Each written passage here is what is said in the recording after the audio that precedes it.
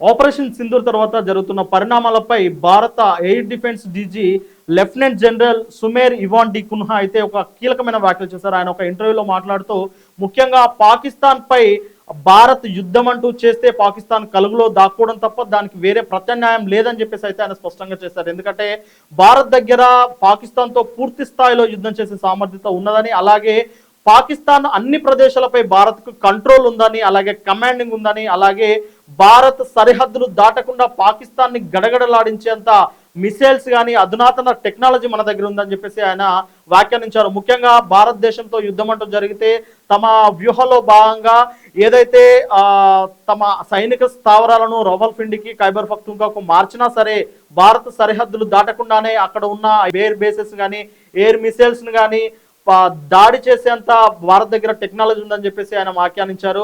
ముఖ్యంగా భారత్తో యుద్ధం జరిగితే కలులో దాక్కోవడమే పాకిస్తాన్ దగ్గర ఉన్న ఏకైక మార్గం అని చెప్పేసి అన్నారు. అంతేకాకుండా ఆపరేషన్ సింధూర్లో భాగంగా దీర్ఘకాలిక శ్రేణుల డ్రోన్లను అలాగే గైడెడ్ మిసైల్స్ ను ఉపయోగించి పాకిస్తాన్ రిలీజ్ చేసిన మిసైల్స్ అయితే అక్కడే న్యూట్రలైజ్ చేశామని చెప్పేసి వీళ్ళు మాట్లాడారు. ఈ స్థాయిలోనే అంటే ఈ తరుణంలోనే కొన్ని ఎయిర్ బేసెస్ పైన అయితే దాడి చేసినట్లు ప్రకటించారు. ముఖ్యంగా భారతదేశం తన సార్వభౌమాధికారాన్ని కాపాడుకోవడానికి భారత ఆర్మీ పనిచేస్తుందని, అలాగే చొరబాటుదారులను పట్టుకోవడము వాళ్ళను కాల్చడంతో పాటు భారత సరిహద్దుల్లో ఉన్న భారతీయ సామాన్య పౌరులను కాపాడడం కూడా భారత సైన్యం దగ్గర ఉన్న ఒక నీతి అని చెప్పేసి అయితే ఆయన ప్రస్తావించారు. ముఖ్యంగా భారత్ తో పాక్ తలబడాల్సి వస్తే పాక్ ఓడిపోవడం తప్ప వేరేది లేదు అని చెప్పేసి అయితే ఆయన మాటల్లో స్పష్టంగా చెప్పారు.